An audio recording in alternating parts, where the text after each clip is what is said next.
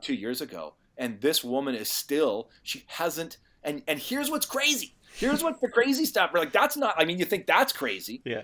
What's happening for her is that, do you think there might be a connection between a new way of seeing herself, a new embodied way of living, a way of living without fear and anxiety, and maybe the cancer load dropping and dropping and dropping and dropping?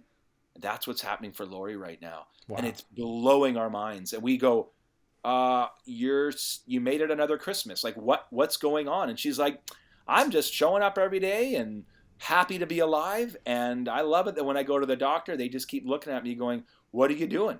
And she says, well, I'm on the Paul Stamets mushroom system, and I'm microdosing, and I'm doing this, and I'm on turkey tail and lion's mane, and I'm taking the whole thing. And they're like, whatever you're doing, keep doing, because we don't know what's going on, but your load, it's almost gone.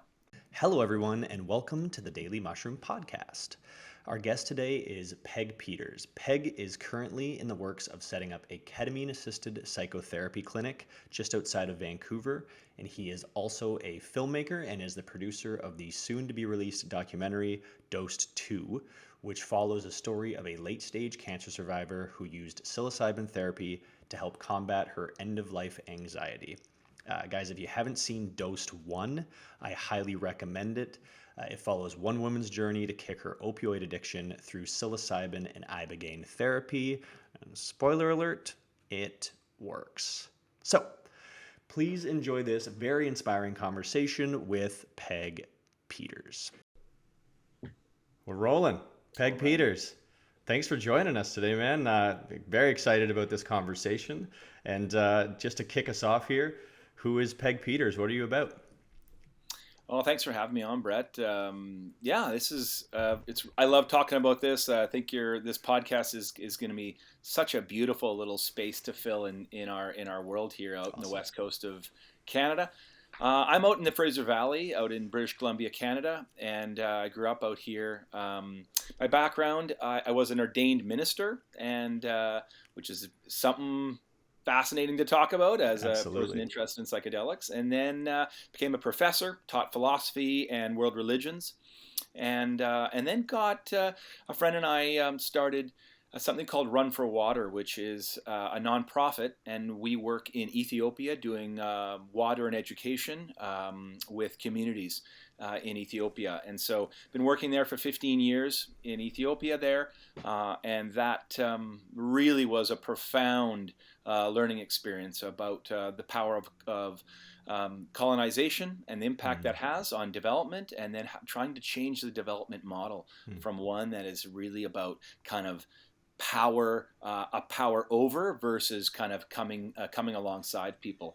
So that's kind of my background. And then recently I've got into psychedelic work and understanding the power of plant medicines to really shift people's inner transformation and transform their lives. So that's really got my attention over the last 4 years.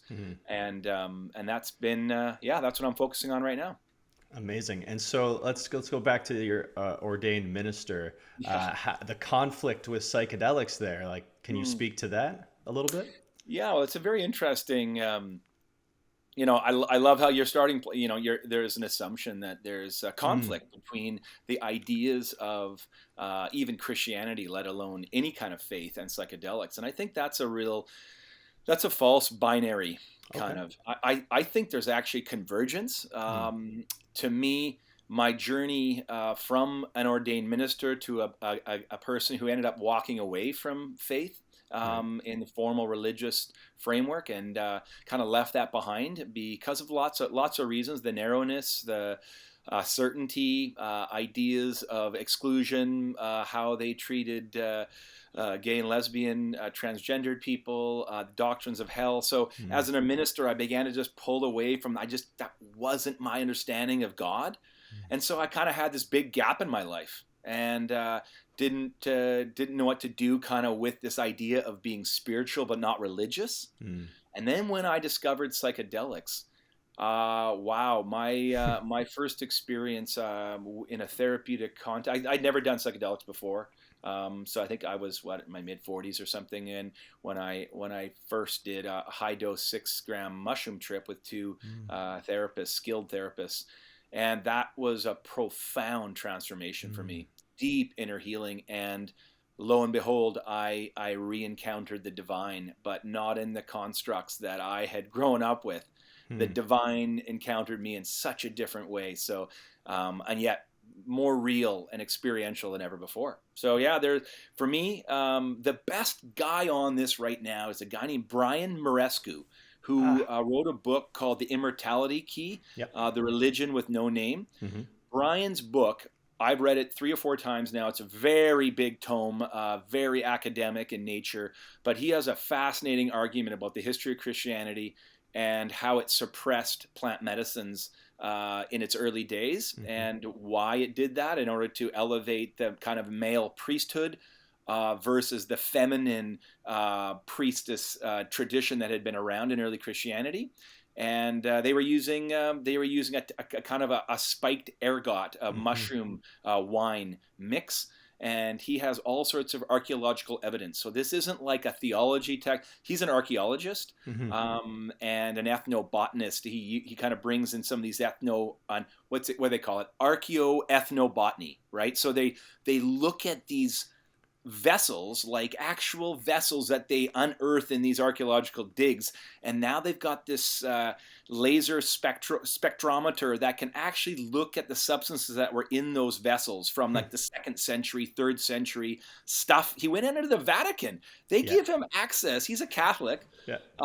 And he went under the Vatican to look at some of the catacomb tombs, and he's discovering evidence of this spiked wine using psychedelic experiences for people to connect with Christ. So, my goodness, if this at all intrigues you, Mm. your premise, Brett, I would challenge, because there is not a conflict between ideas of faith and Christianity and psychedelics. Thank you for challenging me on that. Yeah. I think the conflict that I was maybe referring to is that with psychedelics being lumped in with just like drugs, right? And like, Oh yeah, drugs are yeah, bad. yeah, yeah. Of Sobriety course. is the Yeah. divine, right? So, Mm. and it's interesting to hear it from your perspective as well. Yeah. So Yeah. yeah, I mean, yes, if you say, well, hey, aren't these substances illegal, and that kind of stuff, well, we can Hmm. get into why they're illegal, and Right. the whole the whole war on drugs, and how do we criminalize the kind of behavior that we don't like to see in the 60s and 70s. Right. But that has really nothing to do with the tenets of some of these Hmm. these ideas of God that even are found in other world religions too. So I think you're gonna see I think you're going to see a resurgence in people that are looking for communities that take serious their own personal journey and their understanding of the divine, and Mm. plant medicines as a method of doing kind of inner journey work. Yes. And so I think those two are a beautiful convergence that's happening right now in our culture. And Hmm. I'm like, bring it on. Yeah. I love it. Yeah, absolutely. So, how has your thoughts or your relationship to God changed Mm. since using psychedelics? Mm. Wow, what a cool question, and that might be a 2 hour That's this whole conversation. podcast in itself, right? Yeah, I love it, man. Yeah. I would say that the two big shifts that have happened for me was one, I realized how male and masculine my version of God that I had grown Mm. up with. Mhm. I'm from an evangelical tradition, an evangelical Christian tradition, so very narrow, very kind of Bible oriented.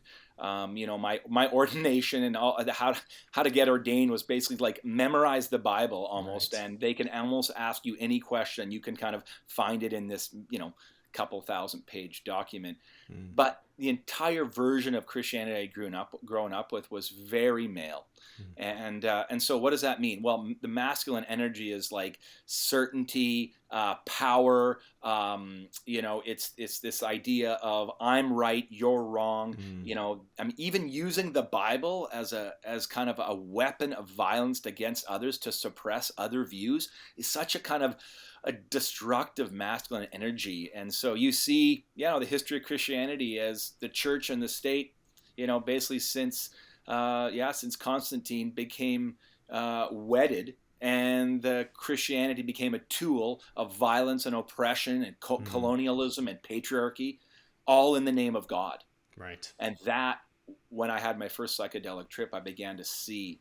I just felt it. It's not like, yes, you can see visions and you can kind of see these deep connections, but it's about this deep feeling that I had. Mm. And I got exposed to how much of that way of thinking had been so embedded in my own life. I have four daughters, and my wife and I have been together 30 years. And so I've been around, a lot of women, a lot of strong women. Mm. And I began to just kind of look at my own life and how I have suppressed and kind of marginalized the voice of women in my life. And so that's the same with God. I did Mm. not have any space for a kind of a feminine notion of the divine, Wow. of a tender, caring kind of feeling toward God, right? So Mm. God was a moral kind of Santa Claus, right? A Right. wish fulfiller, and if you got out of line, he punished you, and you're constantly he's disappointed in you all the time, right?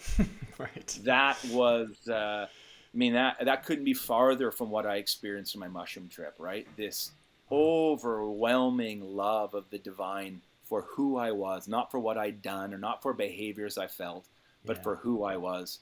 Yeah. That was absolutely mind blowing and heart expanding for me. Mm. So like no judgment, shame, No, all of that we yeah, experience so much with the yes, so yeah. been so hurtful for Mm. millions of people around our planet, billions. Yeah. And so, man, if psychedelics could begin to even, we've got 1.5 billion or more Christians, right, that are Right. on this planet.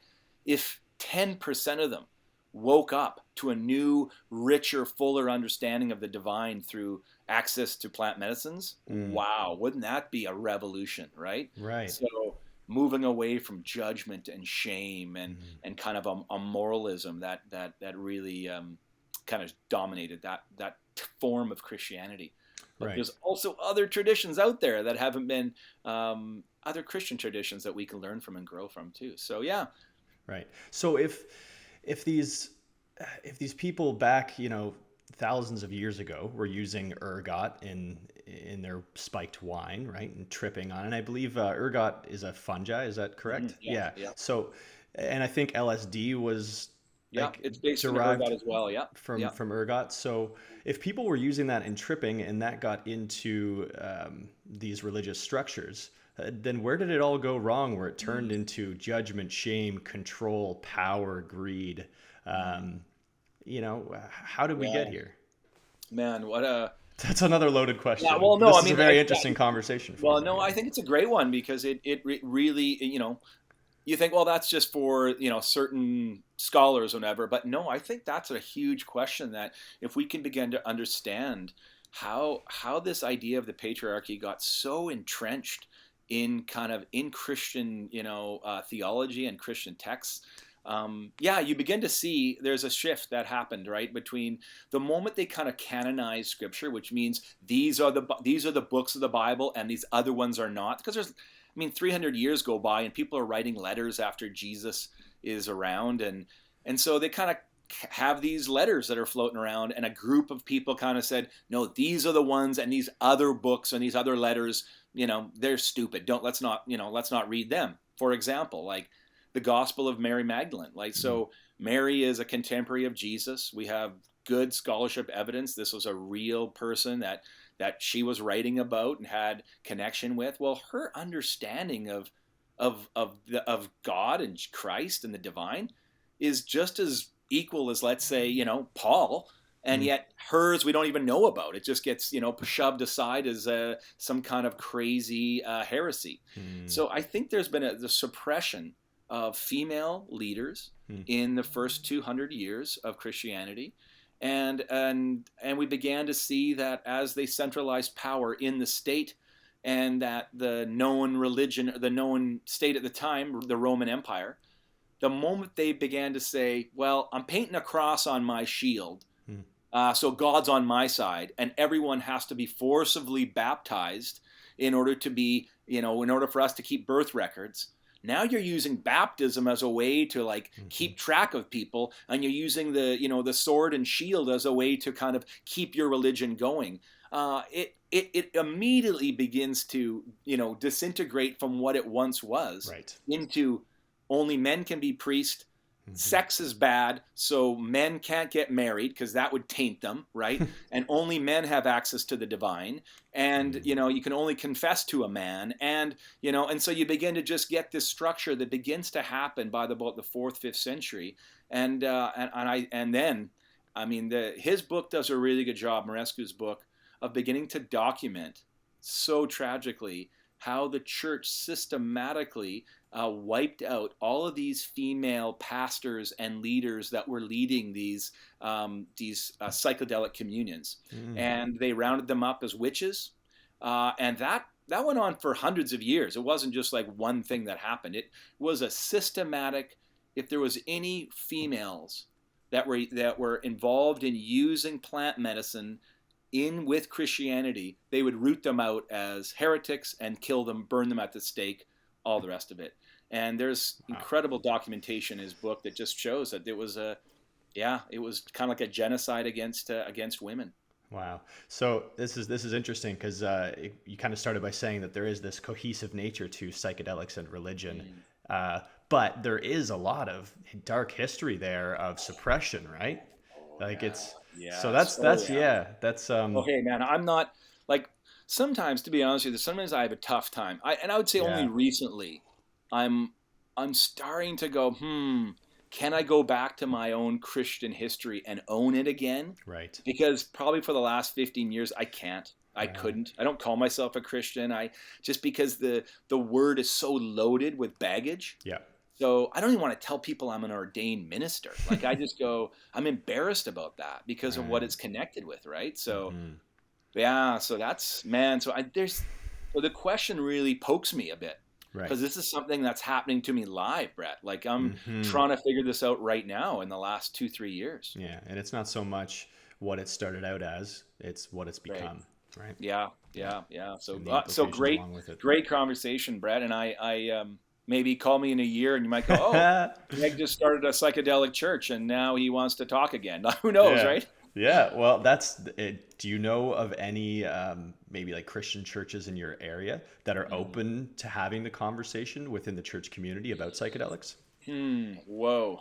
So I'm in like the Bible Belt, right? Where I'm out in the Fraser Valley here, where every other person goes to church kind of thing. And that's actually creates a real, it creates some real issues in our culture when people get so certain. But I look around the 70 or so churches in the area, and I would be hard pressed to find, one or two that might be open. Like, I think there's a growing openness in some of the more liberal traditions, call it the United Church, Anglican churches. I've seen some, and this is growing. Like, this is happening. I think as we move outside of the kind of, aren't the psychedelics just kind of people just want to get high and go to Woodstock? And as you begin to realize some of the healing potential of what these medicines can do, I think there's going to be an openness by many pastors and thinkers, and going, hold on a minute, maybe these are tools that are actually from the planet and therefore from God for our betterment. Yeah. Right. So I think there might be opportunities to see that happen. I think we're really in early days though. And so the only church I know of in Canada is the Santo Diami church, which is from Brazil. And they are kind of a Catholic hybrid that uses psychedelics, particularly ayahuasca, as part of their ceremony. Okay. And it's really kind of a once a month ceremony. It's Christian. Wow. They have lots of hymns, but they use the ayahuasca and drink ayahuasca once a month as part of their own way of connecting with God. That's amazing. I'll have to look into Mhm. that for sure. Yeah, Yeah, and and you know what? There's I know I might I'm gonna maybe do a little bit of research on yeah, this to yeah, just to see if I'm wrong, but I think Gabor Mate is has attended or is part of the Santo Daime church out in Vancouver. that would make Um, sense. so yeah, which has really informed his understanding of Hmm. trauma, right? I mean, he's this trauma expert, and he would say he's deeply influenced by his work with psychedelics. Right. And just to hit on a point you made there about um, being in the early stages of this and Mm, these stories of awareness and education that are now coming. Like, we have social media, everybody's got podcasts, so the ability for people to share stories and get it in front of other people who might not be able to make that connection or shift has never been so accessible and mhm, powerful. And one is the work that's going on with people with end of life anxiety. And mhm, I'd love to transition this part of the conversation into talking about a specific person, Lori Brooks, who mhm. uh, stage 4 cancer survivor, and you were making a documentary currently about her Yeah, yeah. experience. Wow. So Lori is a friend of mine, known her a long time. And when we started to get into exploring psychedelics, there was a kind of a couple of us in our community really exploring and looking at its healing potential to Mm, really shift mental health issues in our society. Um, we began to see some of the incredible results that were happening at Johns Hopkins and NYU, particularly on end of life anxiety. And mhm. that was a very particular diagnosis. And can you imagine, right? I mean, you're given a diagnosis that says, you know what, sorry, there's not much we can do. You've probably got 6 months to live, right? So, kind of, wow, good luck with that. And you're just going, what like every day you're like, what? It's your time. Like, think of that existential crisis that you would wake up with every single day. Yeah. And my friend Lori had been given this diagnosis, and I, a friend who's a counselor and a therapist, had suggested, hey, you need to really look at some of the research coming out of this. And so we had kind of shared it with her, and she says, yeah, if you can get me access to that and take me to a therapeutic trip, I would love to not Mm. carry this huge backpack on me every morning of fear and anxiety. So you So, you knew yeah, Lori personally before, and you yes, you kind of yes, recommended. I'm guessing you're speaking about Dave Phillips. Is that yeah, correct? yeah, Yeah. yeah. Awesome. Dave, I think has he been on your podcast too? He has. Yeah. Yeah. Yeah, That's the awesome. connection to you. So I'm That's very okay. very Yeah, yeah, grateful of that course, Dave yeah, linked us together. Um, awesome. yeah. Yeah. So when you went and spoke to Lori and said, "Hey, Hmm. I think we've really got something here Yeah, that could help." yeah. Where was she at? You Well, know. I mean, she's never done anything like that. I mean, she's a mother of four. It was, I think, at the time, studying to be a nurse, and Yeah. so this was kind of way outside the norm for her. Right. But yet she was in such a existential crisis. She was in Yeah. such a hard place, and I said, well, Lori, I'd love to document this. I'm really curious about what kind of shifts would happen. And so she said, sure. So I've done some background. I have a film company called Falling Frogs, and we do documentary films and other kind of film work. And so I sat down for an interview with her before and then after, and so she did a 6 hour psilocybin session, therapeutic, eye shades, Johns Yeah. Hopkins playlist, the whole thing. And when she came out of that, it's like something. It's hard to believe. Like, it's Right. shocking. Like, I couldn't believe even the countenance, her face different. Like, your whole structure of your countenance Hmm. was changed. I said to her, and I sat her down for a kind of post interview a couple weeks later, and oh my goodness, like she began to just talk about. She had this image. She said, cancer, the word cancer is like this object for her. She said, it was right in front of my face. It's all I could think about is the cancer is just Hmm. this object that blocks me and just dominates me. She said, during the trip, I was able to take this little box called cancer and kind of put it behind me and off to the right. Hmm. And it says, just open when you need to. Hmm. But that doesn't dominate you. That's not who you are. That's a thing that you have, but you can access it when you want, but it doesn't have to control you. Now, you can tell that to a person. You can say, hey, read this article or watch this movie or do whatever. I have never seen someone in 6 hours go from absolute terror to saying, I think I'm good. I think I'm okay. I think every moment is a moment to be fully grateful for. I'm going to be present and alive for each moment. Now you think, oh, that just sounds like, oh, beautiful little kind of experience. My goodness, that was a year and a half ago, 2 years ago. And this woman is still, she hasn't, and here's what's crazy. Here's what the crazy stuff, like that's not, I mean, you think that's crazy. Yeah.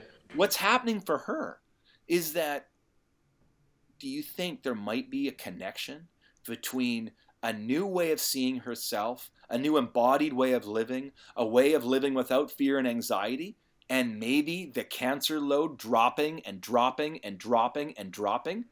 That's what's happening for Lori right now. Wow. And it's blowing our minds. And we go, you made it another Christmas. Like what's going on? And she's like, I'm just showing up every day and happy to be alive. And I love it that when I go to the doctor, they just keep looking at me going, what are you doing? And she says, well, I'm on the Paul Stamets mushroom system, and I'm microdosing, and I'm doing this, and I'm on turkey tail and lion's mane, and I'm taking the whole thing. And they're like, whatever you're doing, keep doing, because we don't know what's going on, but your load, it's almost gone. What? That's yes. Unbelievable. So, Brett, you got to have her on, man. Absolutely. No, she's on my list. I can't wait to speak with her. I had Thomas Hartle on a couple months ago. Thomas, go get Thomas. Let me talk about Thomas, man. Yeah, tell me your perspective of Thomas, your relationship with Thomas. Oh, dude. So I got this really cool experience. This organization called Therasil, which is they're based out of Victoria. And this Dr. Bruce Tobin, who has this just a beautiful man heart to help people with these kind of issues, end of life anxiety through psilocybin. And so they got legal access for psychedelics for Thomas Hartle, right? And Bruce reached out to me and said, Peg, can you come and film the first ever legal psychedelic given in Canada, which was a year and a half ago in June in Saskatoon by Thomas Hartle. And so I got to be there, set up 3 cameras and interview him before, and we filmed the whole thing and then did a post interview with him. And I mean, what a beautiful story, Thomas tells. And so, man, if you haven't listened to Thomas's story, I hope people go and check that episode out. But Thomas is a beautiful man and a great advocate for the exact kind of stuff that we're trying to do. And where can we find that little short documentary interview? I'll send it to you. It's on YouTube. Perfect. And I think Therasil has it on their website as well. But I think we did a little 6-minute piece about it. And but I'll send it to you, Brett, and you can put it on your website. Awesome. That's sweet. Beautiful. I didn't know that you were the man behind the camera there. That's very cool. It was kind of fun. Yeah. I'm that guy. And actually, there was hey, did you see the W5? I mean, this is going to date your podcast now, but you know what I mean? Like you want those evergreens, but I'm now Peg's dating it by saying, hey, did you see that thing that happened on Saturday? So Saturday, W5 did a half an hour thing on psychedelics. I don't know if you saw that. I didn't see it, but my dad. I don't have regular television.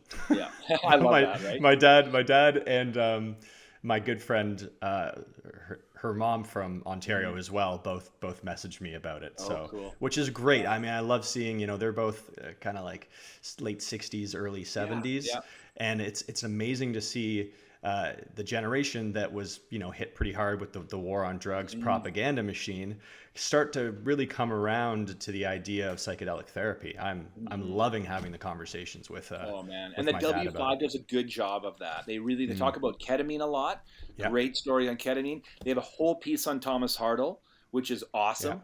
And then they have a piece with Dave on kind of the burgeoning, psilocybin industry that's happening and how to kind of advocate for that in Canada. So it's a great piece, and I'll send you a link too if you don't have it. There's a I think I got it in my inbox from my dad sitting here. So, okay, yeah. I'll have to really watch that as soon as we're done here. So you mentioned ketamine. Ketamine's an interesting one, and from From what I know, ketamine, I believe Dave Phillips has a license to work with ketamine in his patients. Well, he works with a physician, and so the physician. It's so The ketamine is physicians, yeah. still a kind of a prescription only medicine, so you Right, have to be under the care of a doctor. right, But yeah, Dave has been trained in ketamine therapy. Yeah. right. And so, yeah, and then that's the goal for psilocybin, is to kind of like Hmm. get it into that same classification as Yeah. ketamine, right? So, ketamine, you're actually working on setting up a ketamine clinic there in the Yeah. Fraser Valley. Yeah. Tell us about that. That is very Yeah. So exciting. I'm pretty yeah, it's pretty exciting. What we're So back let me back the story up Yeah, yeah. because so one of the things I noticed about 2 years ago, after kind of working with the medicines and just going hard into it and trying to explore what I experienced, like this has to be replicated. How do we get this to people? This is an incredible healing modality.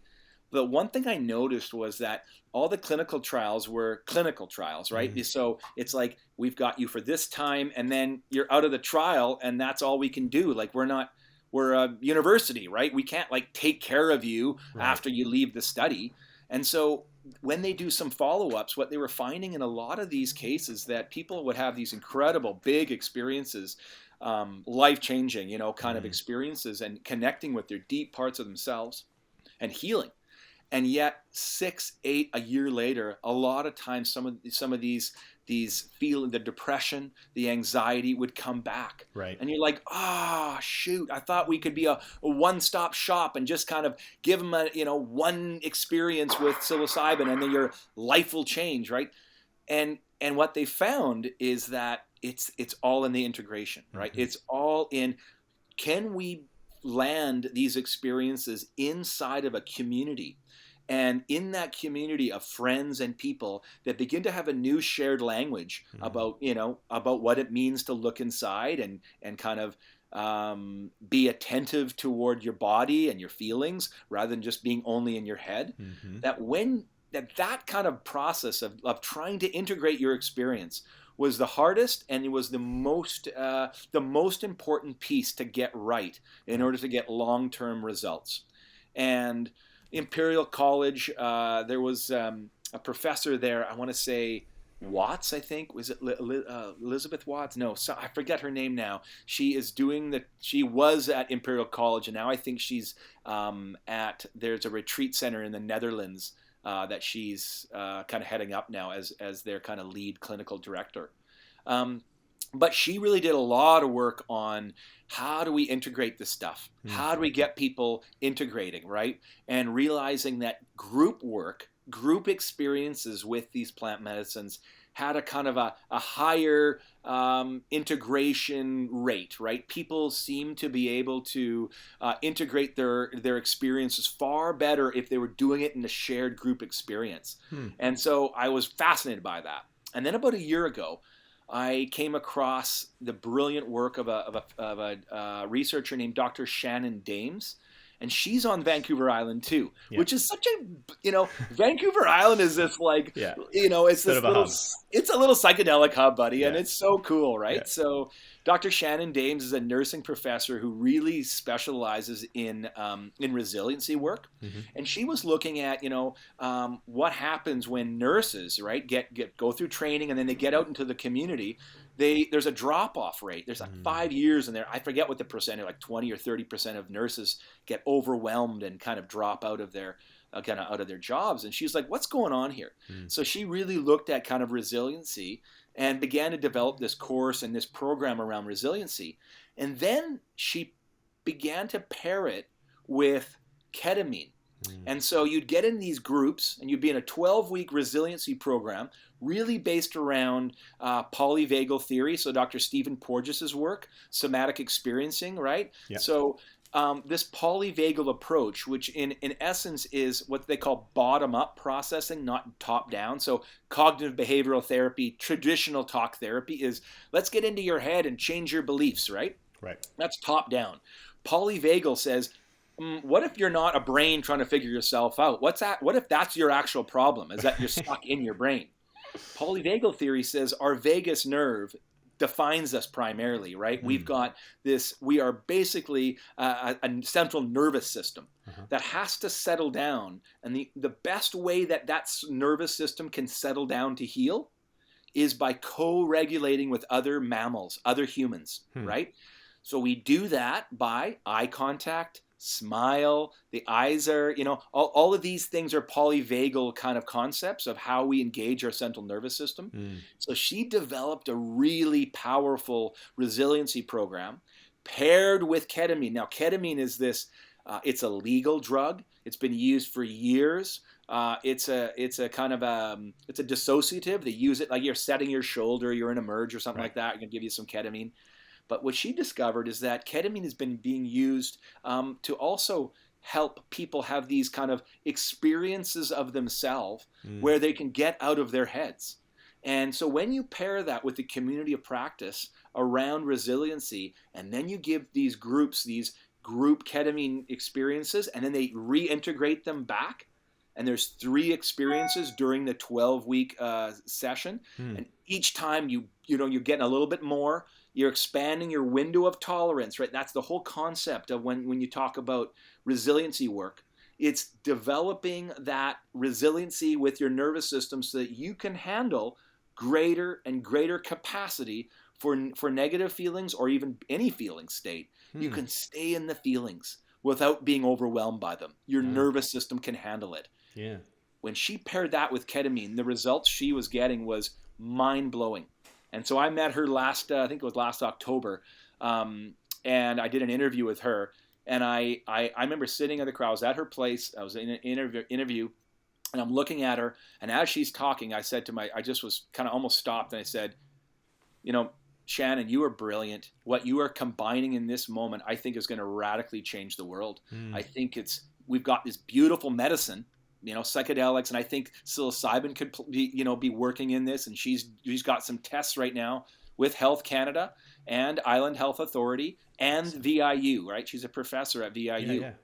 They're all coming together to say, we think there's a model here that's going to be a kind of a made in Canada model that can really move the needle on PTSD, long-term depression, right? Think about how many people are off work on disability for anxiety and stress, Right. right? So the applications of her model it's unbelievable. And it's not just hers. She's brought a bunch of experts around her Right. that have really helped her fill that out. But I got to go through her, that their training. They're called Roots to Thrive. Yeah. And they're on the island. And I got to go through that 12-week process, and it really solidified something in me. It was like, this is the missing piece of the puzzle. Yeah. I now have a container in which these experiences need to land. This is how, for me, all psychedelics should be delivered in this kind of format. Mm. And so was she doing this resilience training without the use of ketamine, and then she brought it in? And she was getting good results too. Like it was, like her, the kind of the tagline is, and it's kind of this is that Johann Hari's book, right? Lost Connections. And he talks about, looking at how are we so not connected as a species on this planet? Mm-hmm. Why is depression and anxiety so high? And his argument is really well in the book is that we've lost deep human connection with one another. Mm-hmm. We have surface. We can talk about the Canucks. We can talk about, how's it going at work? You can, how things. Yeah. But our ability to transcend and move into the deep heart stuff, there's so many barriers for that, and the kind of the armor that we've built is so thick that we don't let many people in, right? We're so traumatized. So her work is connection is the medicine, right? So you build this container of connection, and there's this book called The General Theory of Love. Okay. It's by these 3 psychiatrists. Yep. I forget their names, but General Theory of Love. They talk about this concept called Limbic Resonance. And what it is they describe the feeling of mammals, of us particularly as the species Homo sapiens, that when we begin to have eye contact with each other in a close proximate way, and our bodies neurocept safety from another person, So that I feel safe. My body feels safe with you without any words. Right. And I can look you in the eye and there's a smile. And we begin to move into this kind of pattern of connecting and moving. What's happening is our limbic structures of our brain are actually starting to fire. And they're starting to fire in the same circuitry pattern with each other. And when that happens if it happens with one person, you begin to feel like a friendship and a bond, right? If it happens with someone in the opposite sex, and there can be an attraction, there can be sexual chemistry, and we feel this limbic resonance with someone we fall in love with. But limbic resonance can also happen in groups. You can have a shared concept, and that's why this trauma-informed model that Roots to Thrive kind of puts out, which is a really safe container, quite rigid structures, very predictable. You don't have a time, you can only talk for this amount of time, and this is how it's going to work, but super big on compassion. Giving compassion to others. They call it compassionate witnessing, which is speaking from my body to what you are saying. So connecting energetically with another person in a circle from my embodied experience. And when that begins to happen, it takes about 4 to 5 weeks of kind of about an hour and a half a week. But by the 4th or 5th week, there is something that begins to happen. And this limbic resonance begins to start happening in the group container where you start feeling safe with these people. Right. And then you can start opening up and really doing some deep work. So and then you can pair that work, either you use medicine or not medicine, but medicine is just enhancing what is already existing, right? Yeah. It's just a megaphone. And so that dissociative aspect of ketamine plays a major role. And why is that? Like, what is it about the dissociative aspect that helps us have these major breakthroughs? Yeah, ketamine is a really unique one that way, in that it's not going to give you as much like I think of, let's say, MDMA is really good for trauma because it kind of calms the amygdala down, that nervous the kind of the fight or flight reaction, and you can move closer to your pain and talk about it, right? Right. It keeps you present but without fear, right? Psilocybin is kind of takes the ego and kind of throws it out. And you get to kind of this big download of information almost. It feels like it's being directed by something other than you, right?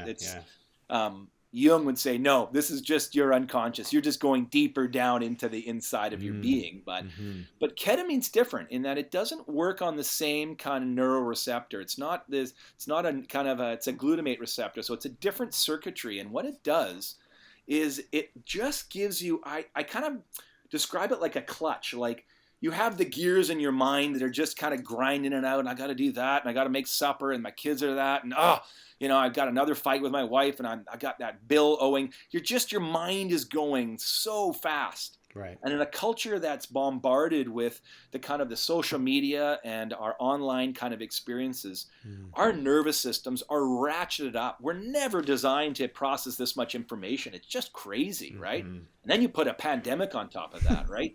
So what happens with ketamine is that gears, it's like a clutch, and it just, boom, it just happens. And whether it's an oral lozenge or an IM, so intramuscular, you have eye shades and a headset with music.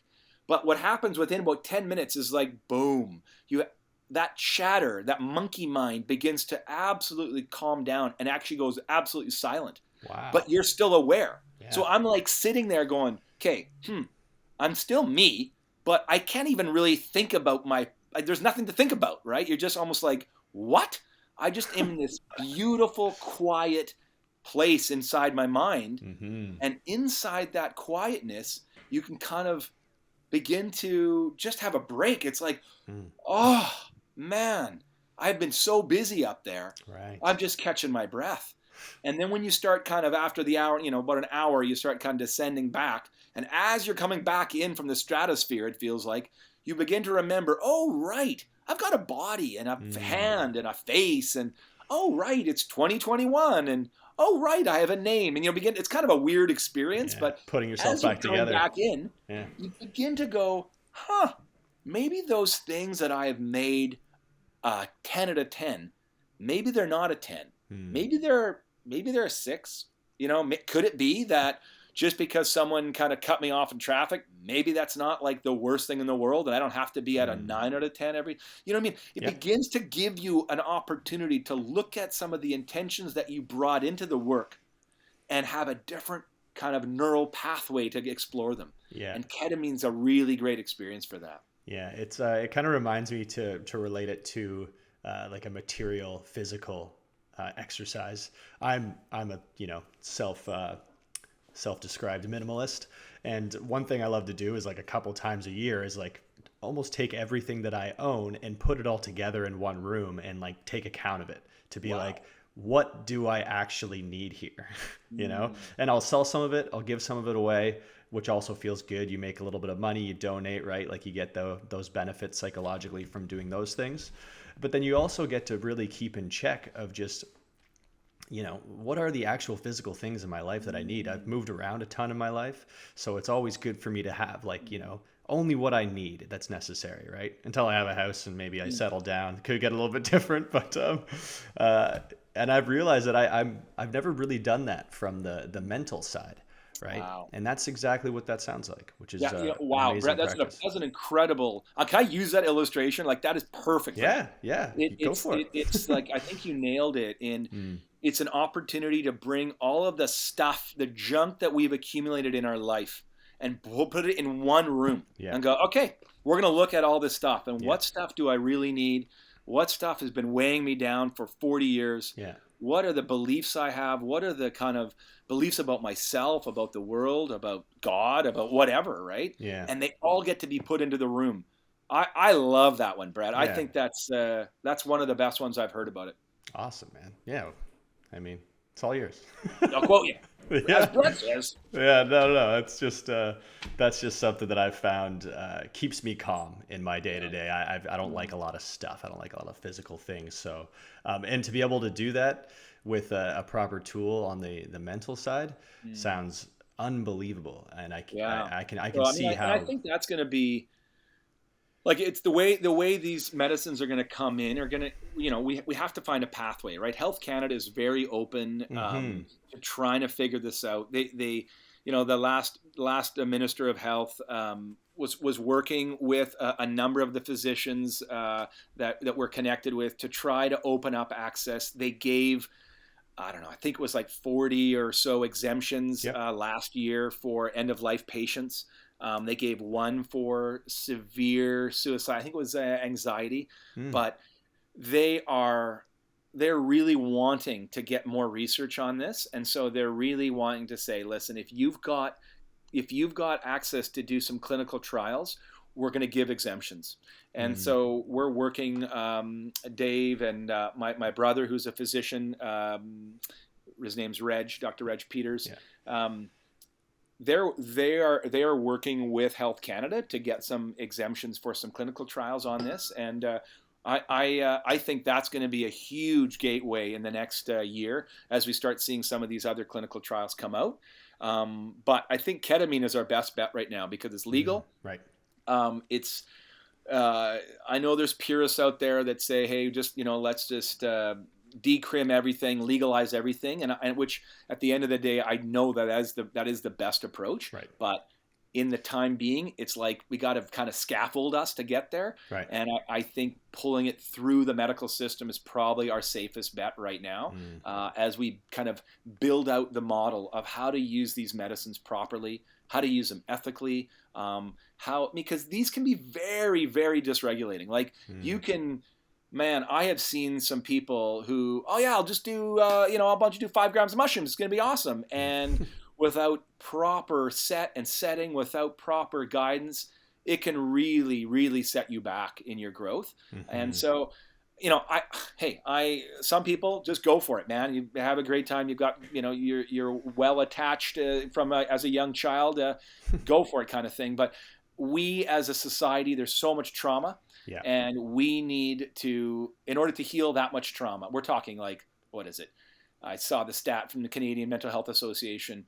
By the time of 40, 1 in 2 Canadians will say that they have suffered or are suffering with a mental health diagnosis. I mean, that's unbelievable, right? Yeah. That is incredible. So we need to get a medical model that's going to create the safety for us to be able to bring some of these other medicines in. Yep. And ketamine is offering us that opportunity to be able to use ketamine in a clinical setting with proper integration. There's clinics in the States that are just kind of IV drive-through clinics where it's just like, hey, get your weekly ketamine and you'll feel better. Really? Well, yeah, that exists right now, and it's not healthy, man. Like Wow. it's addictive, and it doesn't really address the issues, right? Because you're just doing it by yourself without any therapy. You're just kind of, we'll send you ketamine home and good luck with that. Right. Yeah. That's not what we're doing in Canada. Right. Canada wants to establish a way to use ketamine for these kind of mental health kind of issues in a safe, therapeutic, integrative model under the care and supervision of a doctor and a therapist. That's what Canada wants to pioneer, and that's what we want to start getting going out here in the Fraser Valley. Amazing. That's powerful. And yeah, to reframe maybe a bit of a dirty word or phrase, ketamine could be the gateway drug to mental health, right? To open it up for everything else. If that's the one that's legal that we can use right now. But just on your point about you kind of quickly ran over ketamine being addictive. Let's talk about that a little bit. Yeah. So there is like chronic use of ketamine it can be addictive. I'll have to look again at the I've read one of the studies around how much how much is it addictive. We're talking people that use it like two to three times a month. You start building up a kind of a tolerance, and so there is a crave that begins to happen. It's like, I need the ketamine fix in order for me to feel stable again, in order for me to feel good, right? Right. That's not what we're talking. We're talking about using it like ketamine-assisted psychotherapy. Yes. So it's being used in conjunction with these other kind of healing modalities. And I think when that's done, we're talking about, 3 sessions over, 3 months and not really needing it anymore. I mean, we're talking about Roots to Thrive did a study. I think it was with nurses that were off during COVID because of the stress of COVID on Vancouver Island. Yeah. And they had like 8 or 9 of these nurses enter the program. They're on long-term disability. Like, that's just, they're gone. And just as most people, once they're on that means they've tried everything and I can't do it anymore. Yeah. Yeah. I think they were getting a 70 to 80% return to work rate. Wow. I mean, wow. Oh my goodness. That means these people are coming out after 3 months saying, I feel so much better about who I am. I have a deeper resiliency for stress and anxiety and fears in my life. And I feel like I can contribute again. Yeah. Wow. I mean, that's amazing. That is unbelievable. And I think the world needs to, we need this more than ever. We are in yes, a pandemic, but a bigger crisis is going to be the ricochet effect of COVID on our planet when mental health, right? We're seeing it like crazy, but it's only going to get worse as in the next couple of years as we start dealing with what happens when you isolate people for 2 years and they don't have any connection. What happens when you raise kids and kids are coming into schools that really haven't been socialized well. And so we're going to need solutions and answers so badly in the next coming years. And we need politicians who are willing to work with us and develop these kind of new ways of understanding how psychedelics can be healing. And there's 2 new health ministers that I think did that happen today? That's right. Yeah, that happened today. So we're going to get to know those names pretty well as we start connecting with their ministers and start doing some of the work we want to do. And do you know anything about them or their viewpoints and where they stand? I just literally read their names on an Instagram post today. Therasil was all over it. Yeah. They were raising the flag. Sending their thank yous to Patty Hadou and the welcome to the new health ministers. I can't remember their names, but the one other thing I wanted to talk to you about is you mentioned in our conversation before that you're also working with some health insurance companies to potentially get them involved, because we if anybody's looked into psychedelic therapy and treatment. You can go do ketamine therapy in Toronto right now for a couple $1,000s. Yeah. I can fly to Jamaica and not even have the airfare covered for about $4,000. I can go into a psilocybin therapy retreat. So psychedelic therapy right now is not a very accessible thing, right? So, Yeah. and I know that's a big thing that you're trying to tackle. So where are you at with the insurance companies? Yeah. I just want to, I'm really glad you brought it up, Brett, because one of the biggest, one of the biggest frustrations is that, so far it's either been clinical trials, right? Mm-hmm. Or if you can get into, some kind of specialized program, or you have to go to Jamaica or Netherlands or something like that, right? Right.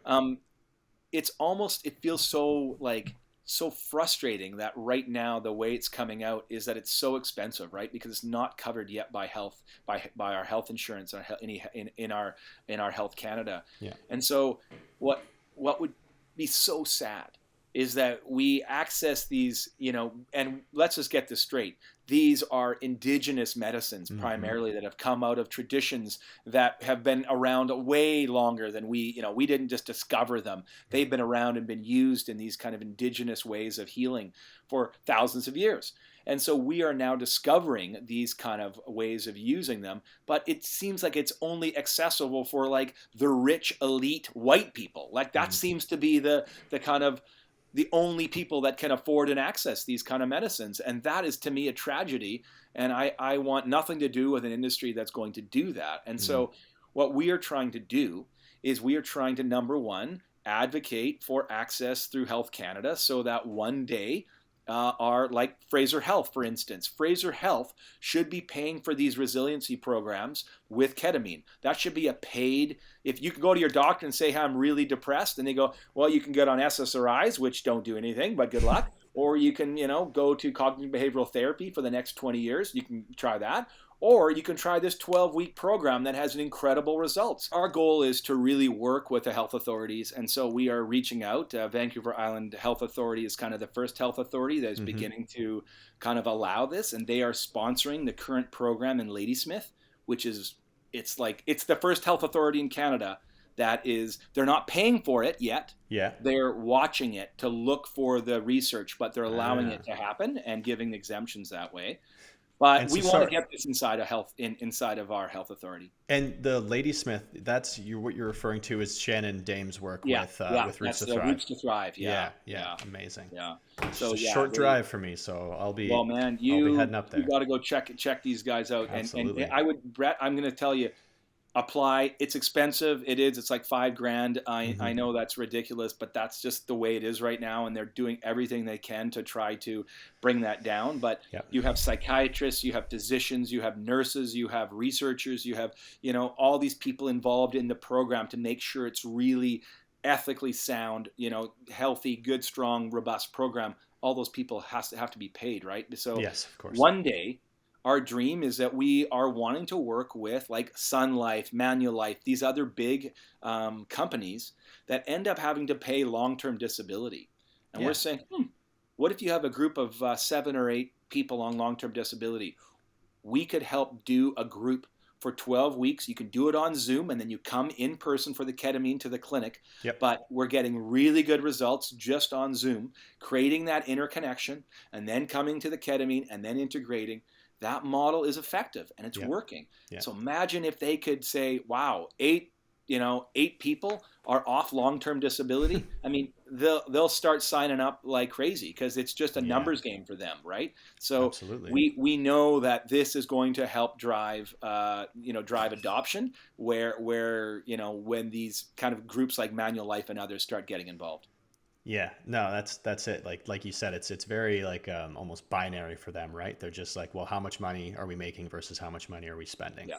So Like the five more, thousand dollars is nothing to get someone off long-term disability. oh, no That's kidding. that's $1 million for them. Like they're Yeah, like, oh yeah, I'm done. I have to pay that $100,000 salary for the next 10 years. We just write that one off, right? yeah, Or let's get them back in touch with who they truly are. Let's get them back loving who they are and yeah, moving some of this anxiety and fear out of them. yeah, Let's do it. We've yeah. got these resources now and these tools. This is an exciting time, Brett. It's super exciting, and yeah, I think a big thing in my life of using psychedelics is that it's kind of just like it's a building block for other health practices that you Mm, want to implement into your mhm. life, right? You get to Yeah. spend some time, you talk about the dissociative aspects of ketamine or the turning down of the ego with psilocybin. They all just allow us an opportunity to step outside ourselves, to look at the whole picture, maybe, take account of Mhm, everything, mhm. and then to slowly go through, right? And just be like, okay, now that I can see all of the shit and all of the Mhm. baggage and stuff, let's work through it. And maybe one of those things that somebody does is, yeah, I want to change my diet, or I want to start Yeah, exercising more, or I want to yeah, start, reaching out to people and engaging with my friends and my network a little bit more, mhm, which are all mhm. very beautiful, positive things, which down the line save the government of Canada a ton of money, and save these insurance companies a Yeah. ton of money. Um, so it's just a matter of time before the Mhm. data comes out of all this work that's being done right now. And I want to thank you, so much for everything that you're doing with your documentaries, with this clinic, Roots to Thrive. Like, you're really pushing, and I can just feel the passion and the inspiration Mhm. from you. So uh, that's great, man. I'm Well, just very thanks, Brett. excited. Yeah, and so yeah, I'm excited to be part of this movement. There are, in the valley here, where there's probably 30 or 40 of us that are now coming together. Yeah. Clinical, physicians, counselors, therapists, RMTs, all with this shared vision of saying, how do we move the needle to help people heal trauma in our community? And I can start to feel it grow, Hmm. and so yeah, I'm really excited to where this is all going to go in 2022. Yeah, lots of momentum right now. Yeah. It's very exciting. Well, is there anything else that you want to touch on before we wrap things up here? I mean, Mm. it'll be amazing to potentially speak with Nick and Tyler there at Dose Yeah, Two. yeah. Well, those guys are doing a great job. These directors, they took over. I mean, I did the initial kind of Yeah, filming a little bit, and then I met these guys, and they're just awesome. They did Dose One, and now they've taken over as the directors of this Dose Two. yeah, I look forward to that coming out. But yeah, you got to get them on. They would be. They'd be really great to have on to tell their story of yeah. what they're doing there with that. So I can't yeah, wait to so talk to him. stay tuned on that one. But Yeah. no, I think my final thing is you don't need to do psychedelics to kind of heal. Like, Hmm. it's not like, oh, Peg's this big advocate, like, oh, this is all he wants to talk about now. All Right. my friends are like, ah, Peg's really into this. But I guess you get really frustrated when you begin Hmm. to see how many people are stuck in their life, right? Yeah. How many people are just feeling like, I'm barely making it. I'm hanging on by my fingernails, kind of thing. Hmm. And you're just going, our traditional therapies, our traditional approaches are just not moving the needle fast enough. Right. And I'm getting the privilege. I'm doing a lot of men's work, running men's retreats and men's groups. And this work, man, I'm so excited about the power of reshaping what it means to be a man in the 21st century, Hmm. and giving new models of masculinity to men. And what it means is really doing that inner work and getting inside and get in touch with your feminine. So you don't have to do medicine work. The connection is the medicine. Try to get into some group work, take a risk, and start showing up somewhere for others. Awesome, man. Beautiful words and beautiful advice. So I really Thanks, Brett. appreciate you coming on here, and we'll be in touch. Awesome. Thanks. See ya. Bye.